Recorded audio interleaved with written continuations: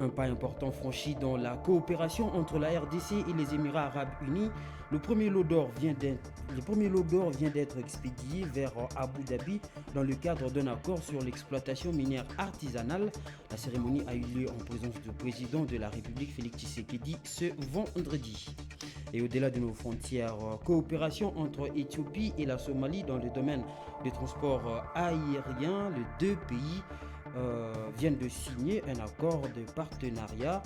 C'est le ministre éthiopien de Transport qui vient de délivrer cette nouvelle. C'est l'heure de vous informer. Bonsoir et bienvenue. Le président de la République, Félix Tshisekedi, a assisté ce vendredi à la Cité de l'Union africaine, à la cérémonie de la première expédition d'or équitable par la RDC vers les Émirats arabes unis via sa nouvelle société des droits congolais, Primera Gold RDC SA. Il s'agit là d'un tournant historique dans les relations entre les deux pays, avec à la clé la vente d'un premier lot d'or issu du commerce équitable. C'est une nouvelle façon d'exploitation artisanale des ressources minières qui garantit des bonnes conditions de travail et de vie aux creuseurs artisanaux. Nous y reviendrons avec force détail dans notre prochaine édition. Voilà, nous allons rester à la Cité de l'Union africaine où le président de la République, Félix Tshisekedi, a réuni les nouveaux bourgmestres et leurs adjoints de la ville-province de Kinshasa. Ensemble, ils ont échangé autour de la problématique de l'insécurité et de l'insalubrité qui touche la capitale congolaise. Enoch Issei nous en parle plus. Conduits par Daniel Assello, ces nouveaux bourgmestres promis ont reçu du chef de l'État des instructions fermes sur la politique à appliquer dans chaque municipalité. Ainsi, la sécurité et la salubrité ont été présentés par le président de la République comme les principaux défis à relever à tout bout de champ dans un délai convenable. Présent à cette rencontre stratégique, le gouverneur Jean-Tiningo Bilombaka a indiqué qu'au cours de ces échanges, le chef de l'État, droit dans ses bottes, a demandé à ses hôtes de tout mettre en œuvre pour combattre le phénomène Koulouna et la saleté qui jonge quasiment tous les grands acteurs de la capitale à ces jours. Le président nous a reçus, nous tous. Il a parlé au bourgmestre, il a parlé de sa vision sur notamment la salubrité, sur la sécurité également, sur le phénomène Koulouna. Vous savez, le phénomène Koulouna, c'est au-delà des effets qu'il crée à la population, au-delà des phénomènes sociaux qui créent à la population, la ville de Kinshasa, depuis notre avènement, nous travaillons sur plusieurs approches et le président a voulu donc donner le ton pour que les bourgmestres et les bourgmestres adjoints puissent prendre en charge ce travail. Le premier citoyen de la ville a reconnu tout de même l'immense travail qui reste encore à faire, bien au-delà des avancées réalisées à mi-chemin pour la sortie de la liste des 25 villes les plus sales du monde.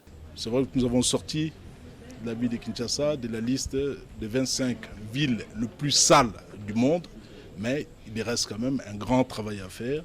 C'est ce que le président a demandé au bourgmestre, de s'impliquer dans ce domaine-là pour que nous puissions relever les défis de la salubrité. Les nouveaux bourgmestres ont donc la lourde responsabilité d'assurer dès à présent le suivi de l'opération Kinshasa-Bopeto avec l'idée de mettre en place de nouvelles stratégies pouvant permettre de lutter contre le banditisme urbain, affirme le tabloïd.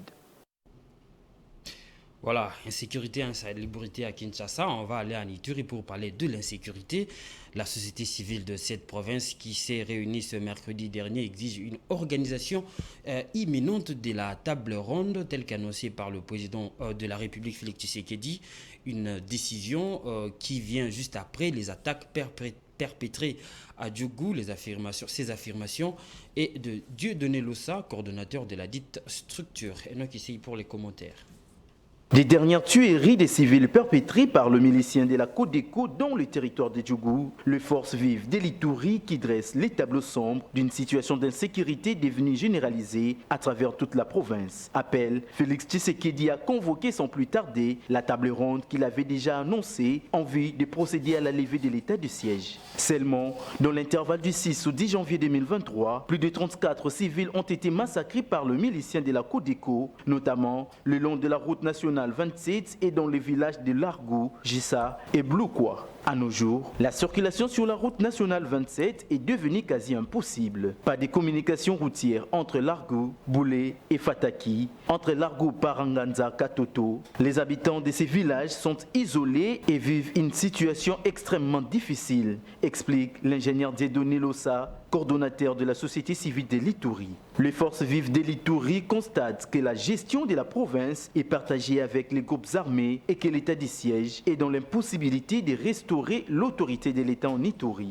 Il n'y a que la collecte des taxes et d'impôts qui constitue sa préoccupation, a-t-il ajouté. Les forces vives ont par ailleurs plaidé pour le dépêchement d'une aide humanitaire urgente en faveur des déplacés de ces derniers événements, ainsi que de la tenue d'une enquête indépendante, la déclaration de l'Ituri comme une province sinistrée, ainsi que la dotation des FARDC en équipement.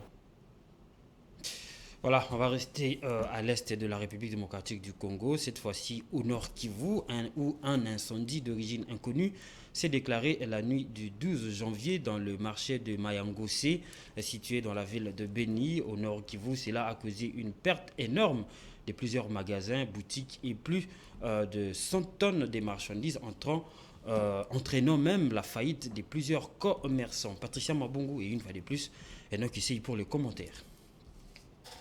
Le fait a commencé à 1h du matin. Larmes aux yeux, les commerçants constatent que tous leurs capitaux sont réduits aux cendres. Ce marché situé au centre-ville de Beni est considéré comme grenier de la ville de Beni, où de nombreux habitants qui n'accèdent plus à leurs champs en raison de l'insécurité dans la région font du petit business pour vivre dans ces marchés. La lenteur de l'intervention des pompiers explique aussi l'ampleur du sinistré, en dépit du fait que le marché est situé à proximité des grandes institutions publiques de la ville, comme la mairie, le tribunal des grandes instances, la prison pour femmes et enfants, ainsi que l'hôpital général de référence. Le responsable des associations coopératives de production et fournisseurs des produits agricoles et vivrières de la ville de Beni parle de plus de 280 maisons commerciales incendiées, 800 étalages détruites et 100 tonnes de marchandises auraient été calcinées.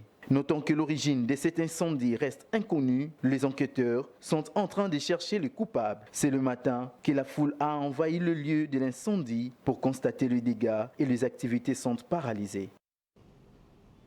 Voilà, on va aller au sport. C'est aujourd'hui, vendredi 13 janvier, que dans quelques minutes, que la 7e édition du championnat d'Afrique des Nations, CHAN en sigle, compétition réservée aux joueurs évoluant dans leur championnat respectif au pays, ouvre ses portes avec la rencontre qui va opposer l'Algérie, pays hôte, à la Libye pour le compte du groupe A. La RDC, quant à elle, entrera en lice ce samedi 14 janvier face à l'Ouganda. Suivez Blessed Kouzola qui a aussi pris les attentes des Quinois sur la participation de la RDC. La 7e édition du championnat d'Afrique des Nations CHAN débute ce vendredi 13 janvier 2023 en Algérie, où 18 nations prendront part pour la première fois dans ce tournoi. C'est ce vendredi à 20h heure de Kinshasa que le pays hôte, l'Algérie, ouvrira la compétition en affrontant la Libye pour le match d'ouverture dans le groupe A. Le samedi 14 janvier, 3 rencontres seront au menu dans l'affiche qui va opposer les Léopards de la République démocratique du Congo au crâne de l'Ouganda à 17h heure de Kinshasa. Quelques supporters congolais se sont exprimés avant la dite rencontre. L'équipe nationale Nabiso, bonne chance et belle. Je souhaite bonne chance à l'équipe nationale. Je suis content de la sélection. Ils doivent bien jouer pour amener le pays en avant parce que nous sommes en dessous ces derniers temps. L'équipe nationale est venue dans la CMACASI. D'abord, sérieux. Personnellement, je ne donnerai pas la chance aux Léopards. Il n'y a pas de sérieux au pays. Nous nous préparons en retard et il y a un problème d'organisation qui se pose. Nous ne sommes pas à la hauteur de l'événement. Notre football est en dessous.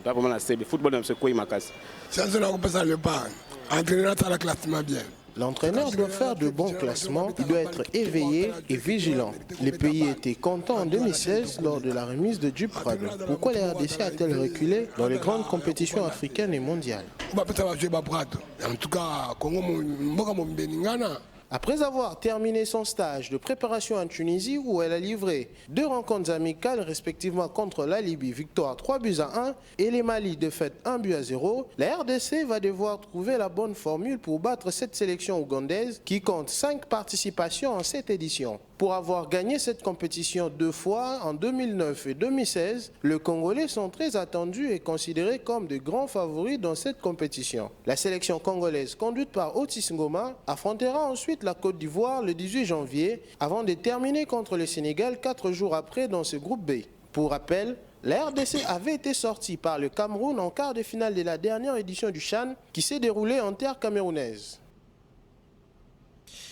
En ce qui concerne toujours la participation des Léopards après au CHAN Algérie 2022 qui s'ouvre dans quelques minutes, les questions se posent sur et les chances de ces Léopards. L'analyste sportif Spack et Boubou livre ici sa lecture contagieux. Il a été joint par Blessid Kouzola. Par rapport à notre équipe nationale au CHAN, moi je dirais ceci. L'équipe, nous avons une très bonne équipe. Malgré qu'il n'y a pas vraiment de joueurs expérimentés, mais c'est une très bonne équipe sélectionnée par l'entraîneur Otis Ngoma. Mais par rapport à cette compétition, la RDC est présente dans ces CHAN comme l'équipe favorite. Donc parmi les équipes ou les nations favorites pour ces CHAN, donc nous sommes parmi 3 ou 4 équipes favorites. Malgré que la plupart des joueurs congolais n'ont pas vraiment d'expérience par rapport à cette compétition. Parce que la plupart des joueurs participent à leur premier CHAN. Donc à part seulement Ebunga, Issama Peko, Jean-Marc Mundele, il y a encore Mika Miché, Saïdi, le gardien du tout-puissant Mazembe, Hervé Lomboto du DSMP. Ce sont les joueurs qui ont peut-être l'expérience de ces CHAN. Mais d'autres joueurs, c'est leur première CHAN. Voilà, il faut retenir que cette compétition vous sera livrée, surtout le match d'ouverture, vous sera livré en intégralité sur Géopolis Télévision avec l'accompagnement de notre responsable du service des sports, Blessid Kouzola. Mesdames et messieurs, l'information c'est aussi au-delà de nos frontières.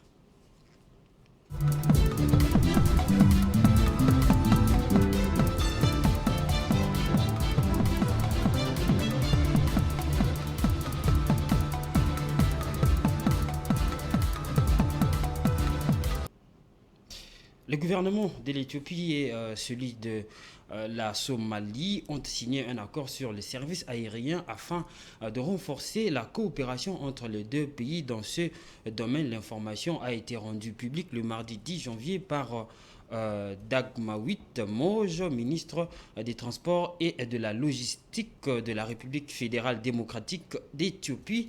Cela permettra justement de faire revivre le secteur aérien somalien. Edouard Funda. Le gouvernement somalien et éthiopien ont signé un accord pour le renforcement de leur coopération dans le secteur de l'aviation et les domaines connexes.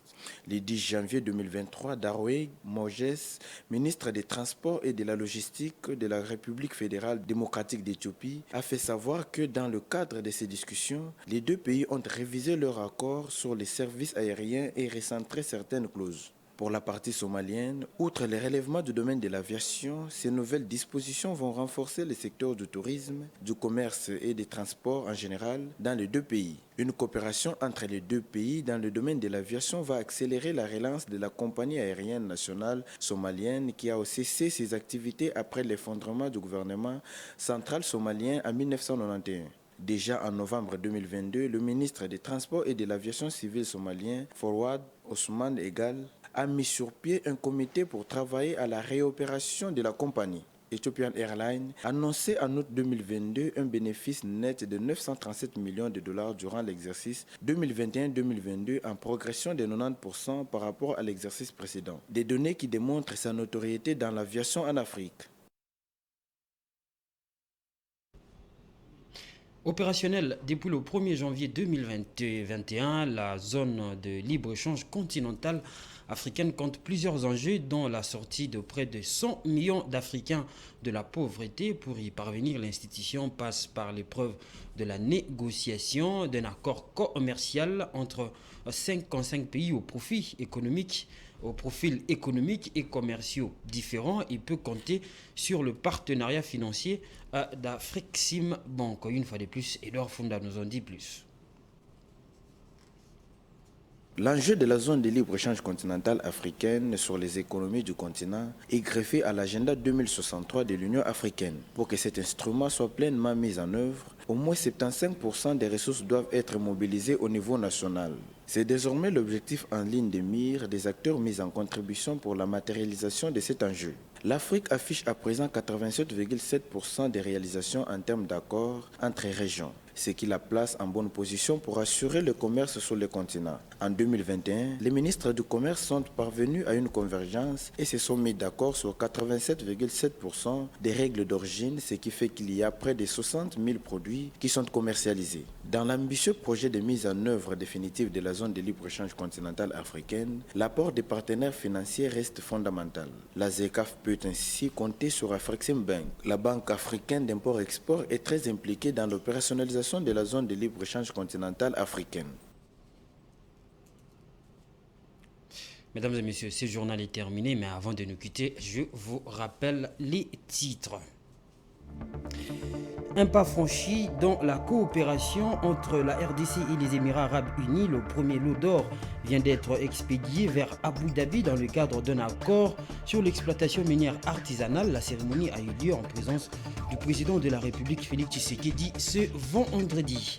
Et puis au-delà de nos frontières, coopération entre Éthiopie et la Somalie dans le domaine de transport aérien. Les deux pays viennent de signer un nouvel accord de partenariat. C'est le ministre éthiopien du Transport qui a livré cette nouvelle. Voilà, ce journal est complètement terminé. Merci de l'avoir suivi. Ne nous quittez pas. Géopolis va vous faire vivre l'intégralité du premier match de CHAN dans quelques minutes. Comme je vous ai dit, avec notre responsable de service de sport, Blessed Zola. Au revoir.